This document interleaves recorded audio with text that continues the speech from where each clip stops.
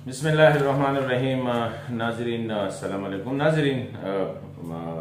काफ़ी मुद्दत बाद पाकिस्तान फ़ौज का जो मीडिया विंग है ISPR, उसके जो हेड है लेफ्टिनेंट जनरल अहमद शरीफ साहब, उसने एक प्रेस ब्रीफिंग का अहतमाम किया और उसमें जो सूरत हाल है, क्योंकि मेरे ख्याल में ये तो जो कई माह से जो सूरत हाल चल रही है वो काफ़ी तकलीफ देह भी कह सकते हैं और तशवीशनाक भी कह सकते हैं, क्योंकि एक तो यह है ठीक है मुल्क में मसाइल होते हैं और हुकूमत की भी तनकीद होती है, सियासतदान जो है वो भी तनकीद करते हैं, वो डिफरेंस ऑफ ओपिनियन होती है, अपनी राय का इजहार करते हैं। लेकिन हम देख रहे हैं कि गुज़िश्ता बल्कि कई सालों से, और जिसमें फिर तेज़ी भी आ गई है कि पाकिस्तान के इदारों के खिलाफ जो है एक मनफी प्रोपेगेंडा किया जाता है और कोई भी एक छोटा सा वाक़या होता है उसको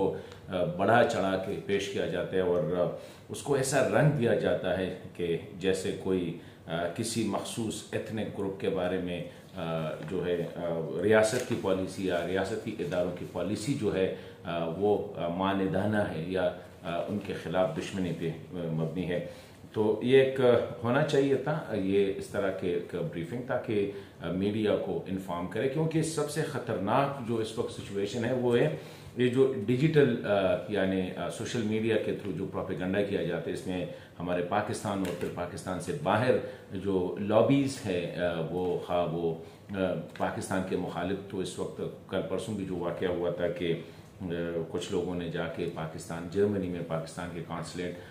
पे जो झंडा था पाकिस्तान को, उसकी बेहुरमती की है। मतलब है कि एक ऑर्गेनाइज्ड प्रोपेगेंडा चल रहा है पाकिस्तान के खिलाफ। तो जाहिर बात है मुनज़्ज़म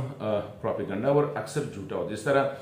बनू का वाक़या हुआ, बनू में पुरअमन लोगों ने एहतजाज करना था और एहतजाज किसी भी जमहूरी माशरे का हक होता है और एक तरीक़ेकार होता है हुकूमत को या रियासत को अपने मुतालबात जो है ना बाहम पहुँचाने के हवाले से।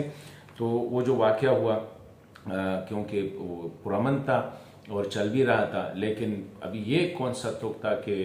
एक स्टेज के बाद जो है फ़ौज के ख़िलाफ़ नारेबाजी करना, तो ये कोई पाकिस्तानी नहीं कर सकता है। और फिर फ़ौज के जो कैंट का जो दीवार है उसको फलांगना, उसके दूसरी साइड जाना और वहाँ पे जो जो जो जो जो हरकतें की गई है, तो यही डेफिनेटली शरपसंद अनासर और ऐसे हैं जो मुल्क दुश्मन है और नहीं चाहते हैं कि पाकिस्तान में अमन हो। और जिस तरह अफगानिस्तान बन गया है, बिल्कुल इस तरह वो कोशिश कर रहे हैं कि पाकिस्तान से भी अफगानिस्तान बना ले। तो ये एक प्रोपेगेंडा किया गया, किसी दूसरे वाक़यात के जो है उनके तस्वीर लेके, उनके वीडियो लेके उनको बताया गया कि ये यहाँ पे हुआ है। इसी तरह जो ऑपरेशन अज़्म इस्तेहकाम, क्योंकि हर किसी को पता है कि उस वक्त जो सूरत हाल है काफ़ी गंभीर है, दहशतगर्द जो है वो आए और सिक्योरिटी फोर्सेस, पुलिस और आम लोगों पे हमले करते हैं। तो एक प्लान के तहत जो है ना मुल्क से दहशतगर्दी और अस्करियत पसंदी की नासूर को ख़त्म करने के लिए एक प्लान आया जो कि एपेक्स कमेटी में डिस्कस भी हुआ था, लेकिन उस पर जितना उसके खिलाफ जितना प्रोपेगेंडा किया गया, फिर सियासत के लिए उसको इस्तेमाल किया गया, तो इस तरह मेरे ख्याल में किसी भी मुहज़्ज़ब माशरे में ऐसा नहीं होता है। तो ये चीज़ें हैं। और फिर हर एक चीज़ जिस तरह जो भी होता है वो सिक्योरिटी इदारों या रियासती इदारों के खाते में डालना और उसको एक मखसूस उसको कलर देना और फिर एक मखसूस अपने ग्रुप को टारगेट करना कि ये रियासत की जो पॉलिसीज़ है वो सिर्फ इसलिए कहा कि वो जो सेंसिटिविटीज़ है उसको एक्सप्लॉइट कर रहे हैं। तो मैं समझता हूँ कि डेफिनेटली जो कहा गया कि अगर 9 मई को जो वाक़यात हुए थे, क्योंकि पहली दफ़ा पाकिस्तान की तारीख़ में जो सिक्योरिटी इदारे हैं उनकी बेहुरमती की गई, शुहदा की बेहुरमती की गई और प्रोटेस्ट ऐसे किए गए, जैसे जो मिलिट्री लीडरशिप है उसके ख़िलाफ़ जो है ना प्रोपेगेंडा किया गया। अगर वो हम कार्रवाई कर देते तो मेरे ख़्याल में दोबारा इस किस्म के वाक़यात ना होते। रेडियो पाकिस्तान को जलाया गया, किला बालाहिसार, मलाकन में जो है ना वहाँ तीर स्काउट पे हमला किया गया। तो अगर उसका हिसाब किताब लिया जाता तो शायद ये वाक़यात मज़ीद ना होते, लेकिन अनफॉर्चुनेटली यहाँ पे हम देख रहे हैं कि जो जिस तरह एक प्रेशर बनाया जाता है, खा वो अदलिया के ख़िलाफ़ हो, खा वो पार्लियामेंट के ख़िलाफ़ हो, खा वो सिक्योरिटी इदारों के ख़िलाफ़ हो, तो हर एक तो इतना प्रेशर फिर नहीं ले सकता है, तो अनफॉर्चुनेटली उसका वो फ़ायदा